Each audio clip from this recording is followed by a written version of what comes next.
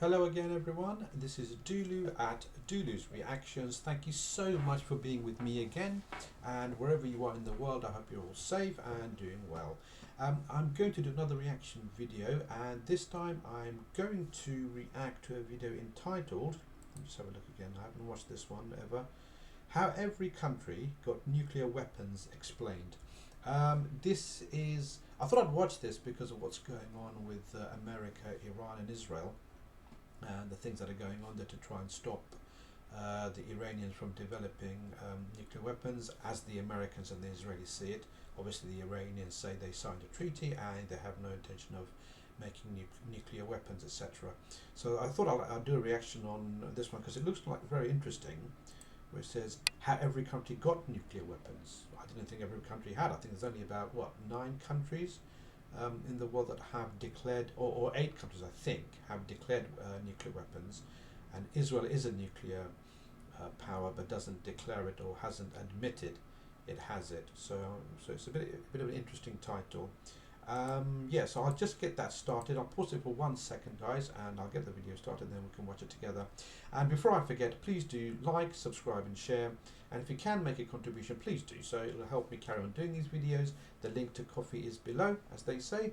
So I'll get this done. I'm just going to pause it for a couple of seconds, get it ready, and then we can watch it together. Right, I think I've got that ready now, so I'll just go into there, open the video, and we'll get started. Let me just make sure. There we go. Start. We all know the story of how the United States was the first to develop the nuke. But today, there are now 10 countries around the world that have successfully created them. Some helping each other, but most in secrecy, involving a lot of spying, rivalry, and betrayal. Each of them have a story just as interesting as the US's Manhattan Project, but are rarely told. We're going to go through the full timeline of how the 10 countries raced each other to build this technology, and also the other countries that came close and might soon be added to the list. Wow, this is interesting already, actually. That's absolutely brilliant. It's even better than I thought. So we'll see. I know how 1 or 2 of the countries developed it, like India and Pakistan, and I think North Korea, but I really don't have much of a clue as to how the others did it, because some of them did it relatively openly, and the others did it in complete secret because they were afraid of America trying to stop them, just as it's trying to stop Iran, assuming Iran wants the nuclear weapons, that is. So this is already interesting. Just going back a bit more and stop my waffling. Sorry, guys. Of how the 10 countries raced each other to build this technology, and also the other countries that came close and might soon be added to the list. The story begins in 1938, when German scientists first discovered nuclear fission, the ability to split atoms releasing massive energy through a chain reaction. The following year, Albert Einstein would warn the US of the dangerous possibilities in weaponizing this technology.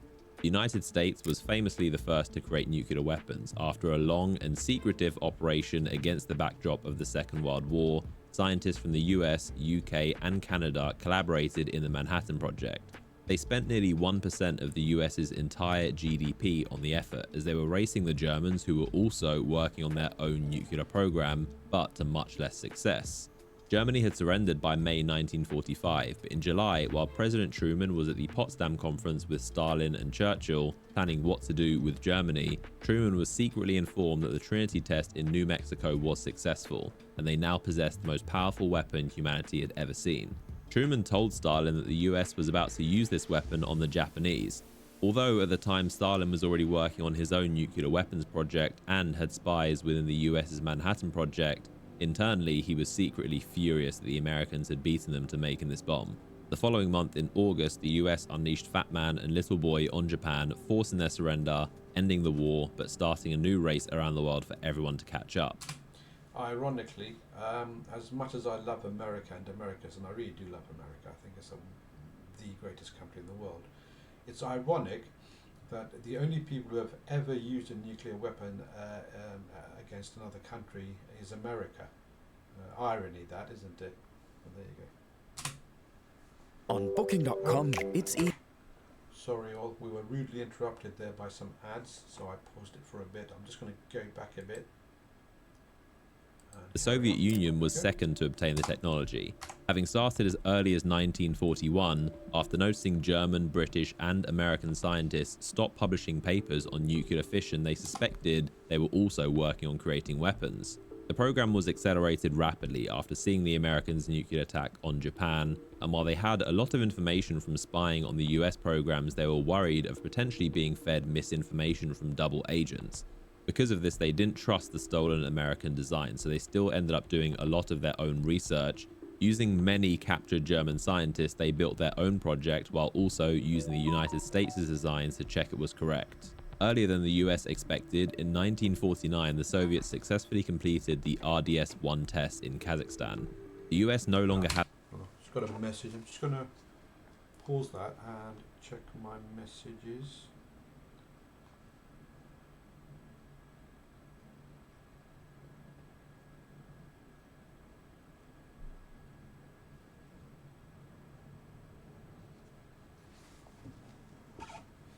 Oh, nothing too important.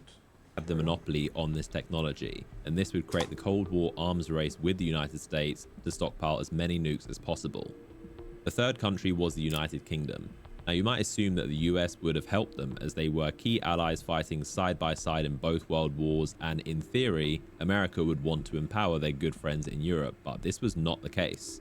The UK pioneered a lot of the groundwork on nuclear weapons before the US with a project called Tube Alloys starting in 1940.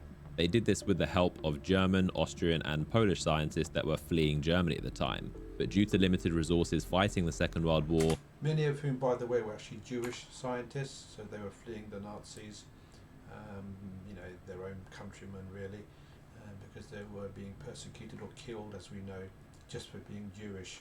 It never ceases to amaze me how vile human beings can be. It's astonishing. And these were people who were actually working for the benefit of their country as well. German Jews and others. Obviously, we didn't want the Germans to win in the Second World War, obviously. But I'm talking just individually. Here you are, you're doing the best for the country you love, the country you call home, and then somebody turns around and suddenly says, oh, you're not German enough, or you're not this enough and that enough because you're of your religion or your ethnicity or whatever. Can you imagine how that must feel? Especially if you've been in a country for 3, 4, 5, 6 plus generations. It must have been horrible. But it never ceases to amaze me how evil we humans can be, and we all have it in us. I'm no angel myself, so but it's just interesting and sad, really. That were fleeing Germany at the time, but due to limited resources fighting the Second World War, Britain handed over all of their work to the US, merging it with what would become the Manhattan Project and providing a significant amount of research under the Quebec Agreement, stating that the US and UK would share the technology once completed and not use it on each other. But in 1945, when the US successfully tested and used its nukes, they also terminated the agreement and didn't share the final results to Britain, keeping it to themselves. This prompted the UK to resume its own nuclear program, and this was done quickly as they had already done a lot of the work and controlled most of the world's uranium. The UK successfully completed its first test called Operation Hurricane in 1952 at the Montebello Islands just above Australia. This guy exposed Matsat. Sorry, all back again, rudely interrupted again by the adverts. We shall continue. Meanwhile, after the Soviets had developed nukes much faster than expected in 1949, the US immediately began work on a newer type called thermonuclear weapons. Unlike the standard atom bomb, which uses fission to split atoms, these use fusion to combine atoms, the same process that happens inside stars, and these are significantly more powerful than atom bombs. Scientists like Oppenheimer, who led the Manhattan Project, warned the US not to develop these because of the extreme danger to mankind and where this nuclear arms race was going. But despite this, President Truman gave the go-ahead to continue. In 1952, the United States successfully completed Ivy Mike, the first test of a hydrogen thermonuclear bomb over 450 times more powerful than the one dropped on Nagasaki. The Soviets then completed theirs in 1955 called the RDS-37, and the UK completed theirs in 1957 called Operation Grapple. Because of this new threat of hydrogen bombs, the US then decided to re-sign a nuclear agreement with the UK the following year in 1958. The fourth country was France, who already had a few scientists working on the Manhattan Project and started their own nuclear program afterward. I'll tell you one thing I admire about the French, especially after, post the Second World War is, unlike us in Britain or the UK, they don't suck up to the Americans, and they never have, and they've always wanted to have their own independent resources, if you like. Whereas we in the UK, since the Second World War, always seem to suck up to America. It's actually quite embarrassing, especially for a nation as great as this, as once had, one of the largest empires in the world. But there we go. Sorry, it's just me, my rant, mini rant this time. World War II, collaborating with Israel, but mainly focusing on energy instead of weapons. That was until after the embarrassment of the Suez Crisis and increasing tensions between the US and Soviets prompted France to want their own deterrent strategy and to retain their place as a great European power. The United States was much more against the idea of France having nukes than Britain, as France had a slightly different policy on how they could be used, so France developed them almost completely independently. The French President Charles de Gaulle spearheaded the effort and stated that nuclear weapons were essential for France to be a truly sovereign and great power. He also wanted strategic independence from NATO and the United States. They sourced uranium from its colonies in Niger, Gabon, and Madagascar, which was a huge help, and despite being in ruins after the Second World War, the French scientists worked tirelessly. They successfully carried out their first test in 1960 called the Gerbois Blue in the French colony of Algeria in the Sahara Desert, and then its first hydrogen bomb in 1968. Right, back again. Sorry guys, another rude interruption by an advert. So where were we? I've just gone back a bit. So we'll just carry on. Make sure I'm recording. I always forget to do that for some weird reason. Yep. And then its first hydrogen bomb in 1968. China would be the fifth country on the list wanting their own nukes as a deterrent against the US. Initially, they received a lot of help from the Soviet Union as they saw China as a useful ally, but as Khrushchev began de-Stalinizing, China's chairman Mao denounced Khrushchev's more cautious approach to the West as being too soft and not in line with the true communist principles. This led to a rift between the two nations as Khrushchev withdrew all its help from the Chinese program, leaving them to do the rest of the work alone. China continued their development with impressive speed, especially considering they were dealing with the challenges of the Great Leap Forward and Cultural Revolution. Significant resources were poured into the effort, and they also discovered large deposits of natural uranium, which massively helped. In 1964, the Chinese successfully detonated their first atomic bomb in the large dried-up lake of the Lop Nor region called Project 596, and only 32 months later they tested their first hydrogen bomb, which is impressive as this is the fastest any country has ever gone from fission to fusion bombs. The sixth country was Israel, who is the only nation in the world to never actually acknowledge possessing nuclear weapons and have never declared they exist, so nobody knows exactly when or how many were created, but lots of details have leaked. As mentioned, the Israelis were working with the French since the 50s on nuclear energy, and France helped Israel build a secret nuclear facility in the Negev desert, which became a problem in 1963 as US President Kennedy became concerned the Israelis were developing nuclear weapons. JFK was strongly opposed to this and demanded the US be allowed to inspect the facility to ensure it was being used for energy and not bombs. Israel repeatedly denied and delayed the US demands, only allowing careful, staged inspections while concealing hidden underground facilities that were later revealed to be creating weapons. Israeli Prime Minister and founder No wonder Benjamin Netanyahu of Israel in the current day doesn't believe the Iranians, because they deceived the Americans to develop their own nuclear weapons. That makes perfect sense. It takes one to know one, as we say in English. Yeah, that's interesting.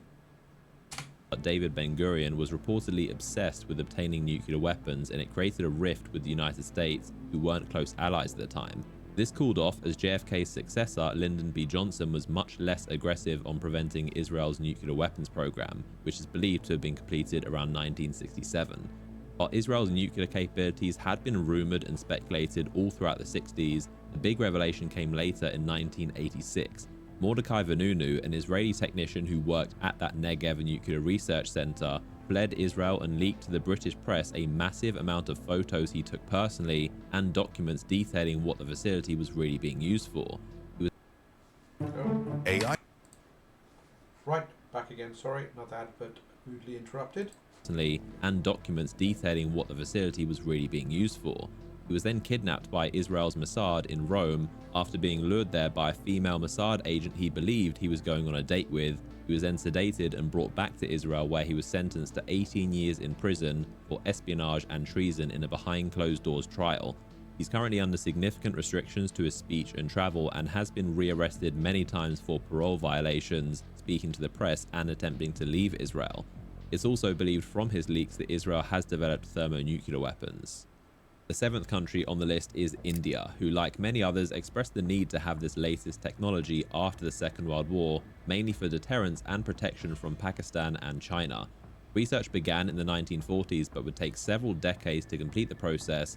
This was accelerated after India lost a border war with China in the Himalayas in 1962 to stop Chinese aggression. It had first been developing nuclear energy, getting supplies for its reactors from countries like Canada and the US while secretly using them to develop weapons. The first test was successfully completed in 1974, codenamed Smiling Buddha, in the desert of Rajasthan, in which they called a peaceful nuclear explosion. This test drew worldwide condemnation and sanctions, as India was using a Canadian reactor provided for energy purposes and because they refused to sign the Nuclear Non-Proliferation Treaty. This is where countries agree to set rules to limit the spread and use of such weapons. However, India did... If you haven't signed something, why should you stick to it? Simple as that. I think the biggest mistake Iran made was signing the NPT foolishly, because I've never understood why any country would want to limit itself as to what it can have. Surely that country and that the people of that country should decide, not some outside power. So India did the right thing, the wise thing, not to sign it. It's actually foolish to do so. Did deliberately refrain from fully weaponizing the technology into warheads while theoretically researching the means to weaponize in case they needed to in the future. Most Indian politicians were opposed to creating activated nuclear weapons, so it was a slow process that wouldn't be completed until the 90s. The eighth country to develop nuclear weapons was South Africa, which is one of the most unique stories. It possessed one of the world's largest reserves of natural uranium, which is a key ingredient, and had been supplying it to the US, UK, France, and potentially the Soviet Union and Israel, most of which was intended for peaceful energy reactors, but it's likely some also ended up being used for weapons. Since 1948, South Africa had created a nuclear energy program, but by the 1960s and 70s, they shifted interest into weapons due to the increased Soviet influence that was spreading in Namibia and Angola. As well as this, the apartheid regime drew worldwide condemnation, causing South Africa to become politically isolated and without many allies for protection. In 1977, they created a testing facility in its Kalahari Desert and nearly detonated a bomb, but when a Soviet satellite spotted it and reported this to the US, the backlash and international pressure stopped the test. In 1979, US satellites detected a double flash of light in the Prince Edward Islands controlled by South Africa in the Indian Ocean. This was called the Vela incident and is widely believed to have been a joint nuclear test by Israel in collaboration with South Africa. They to create Sorry guys, back again, rudely interrupted by another advert. Yeah, South Africa is interesting, when it was ruled by white South Africans, of course, that they started it, because I did hear something many years ago that South Africa gave up its nuclear weapons or something at some point. But obviously the white government in South Africa decided it would be important. It's interesting why the Israelis would help them. I don't really understand the mechanics of that, why they would help South Africa during times of apartheid as well, but I'm sure they had their geopolitical reasons. Israel in collaboration with South Africa. They likely allowed Israel to test its weapons there in exchange for South Africa gaining some of this research for its own program, who didn't have functional weapons yet at the time. That's one answer. By the mid-1980s, it had created 6 nuclear bombs, roughly the size of the one dropped on Hiroshima, and it's believed to have achieved this with the help of Israel, likely in exchange for its large uranium supplies. South Africa maintained deliberate ambiguity around its weapons, never admitting to having nukes, similar to Israel, to act as a deterrent from hostile nations. But by the 90s, as the Soviet Union collapsed, its need for protection from communist threats dissipated, and with the apartheid regime coming to an end, it feared handing over nuclear weapons to the next incoming government, so it opted to be the first nation in history to dismantle and dispose of its nukes, and then admitted to the world that it had actually possessed them. The designs were I think that was a very good idea. not to keep it going and give it to the new government. I think that would have been very dangerous for the world. So I'm not sure it would have been managed that well. And South Africa, as we know, is going through a lot of economic turmoil as well, even at the current time. And I don't see much improvement in the South African economy or society over the next 20-30 years. So it's actually a very good thing that the nuclear weapons were given up. I think the world, it probably in fact I'm pretty sure it has made the world a lot safer. So yeah, that was a good thing, I think. One of the very few good things that the apartheid government did, but that was a good one. Destroyed, and the enriched uranium was locked in a nuclear facility vault, although in 2007 armed intruders breached the facility and came close to stealing the materials before being stopped, and there are still fears today about this weaponized uranium falling into the wrong hands.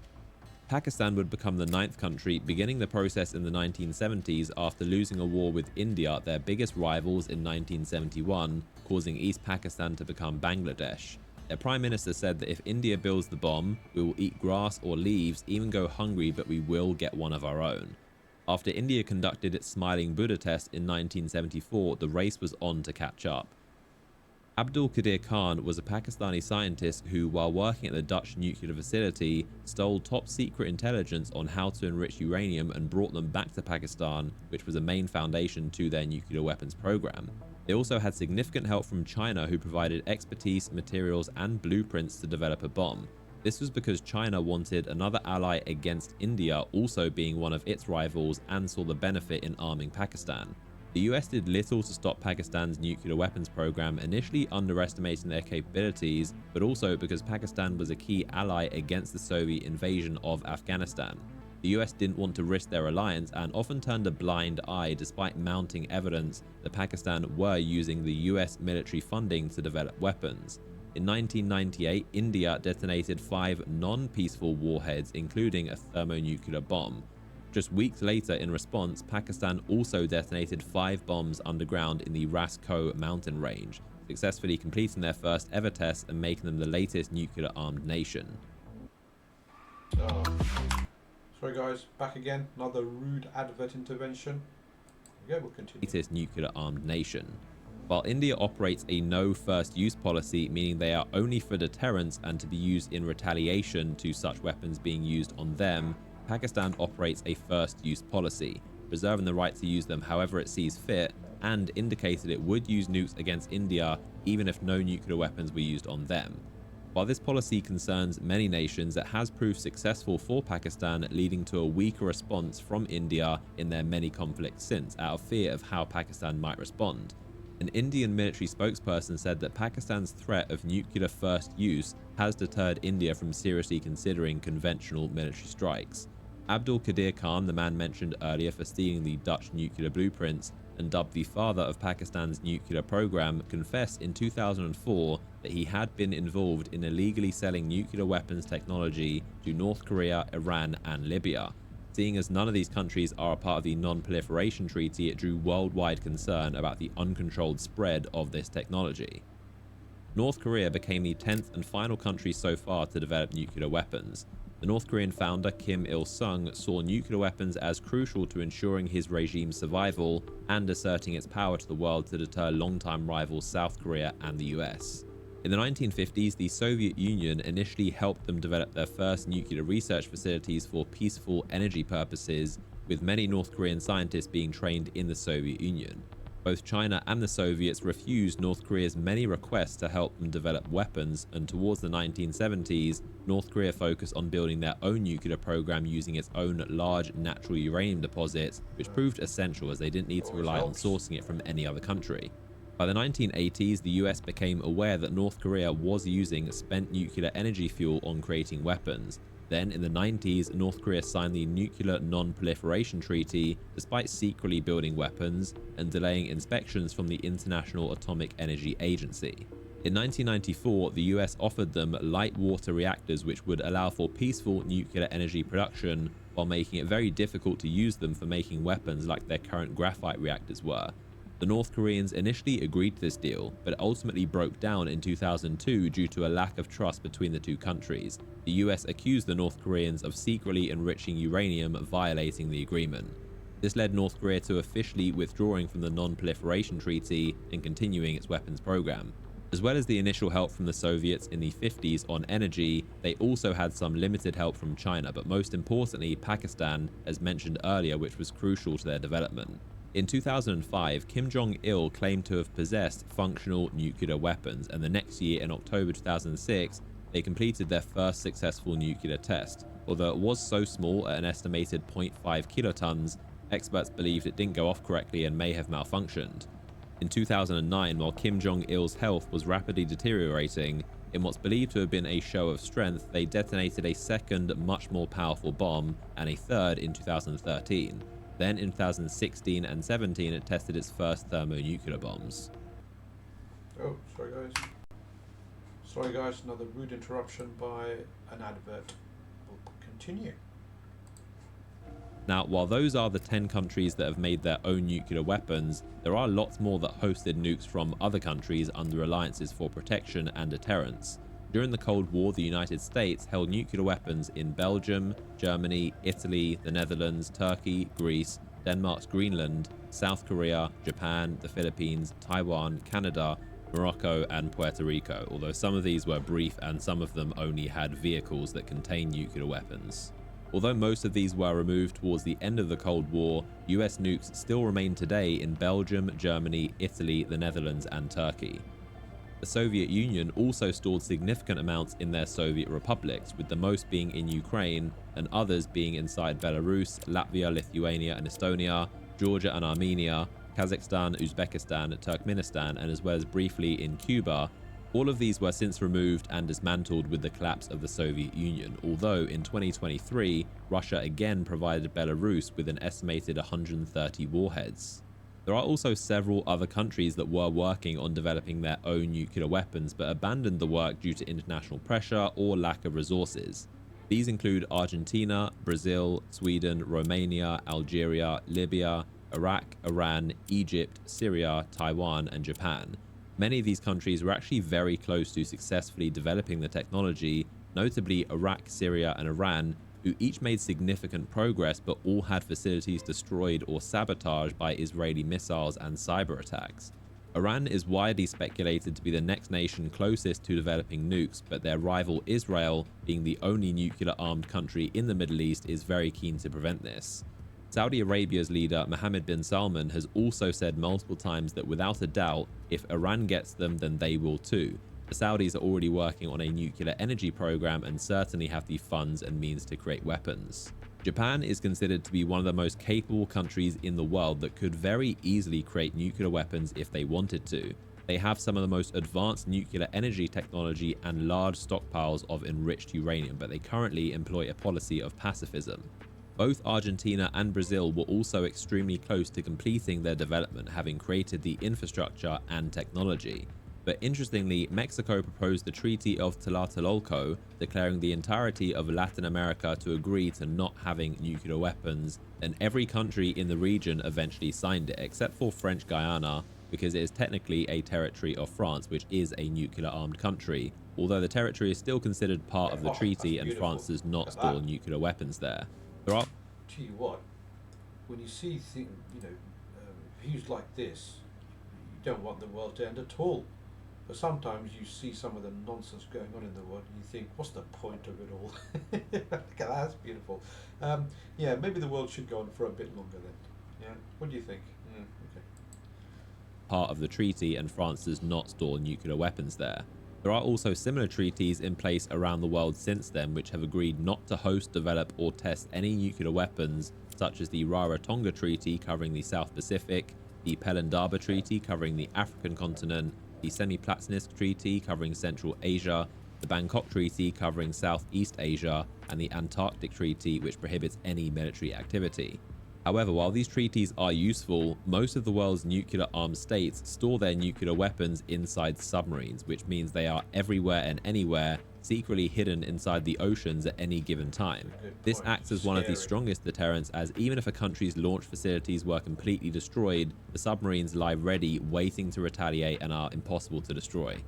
Creating nuclear weapons is an extremely expensive and conspicuous process. As we saw in the 1979 Vela incident, even a very small explosion in the middle of the Indian Ocean, hidden under cloud cover back in the 70s, was picked up by a US satellite. So you can imagine the level of surveillance today with the sophistication of satellites. Even when that submersible imploded at the bottom of the Atlantic, the US Navy still detected it. So it is very hard to have a secret nuclear program without the world knowing. But while those are the 10 nations that completed the process, it's likely only a matter of time until more are added to the list.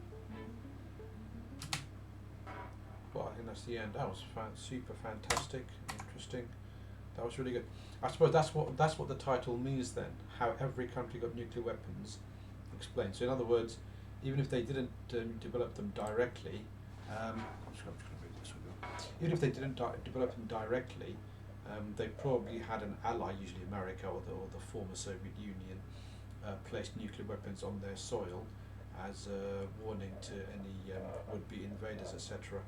I don't know what your view is on this. I'm not sure where I come down on this. Whether most countries it shouldn't be every country, that's for sure, but whether most countries should have nuclear weapons, and then it stops, it's more likely to prevent wars, or the current countries who currently have it should be the only ones who have it.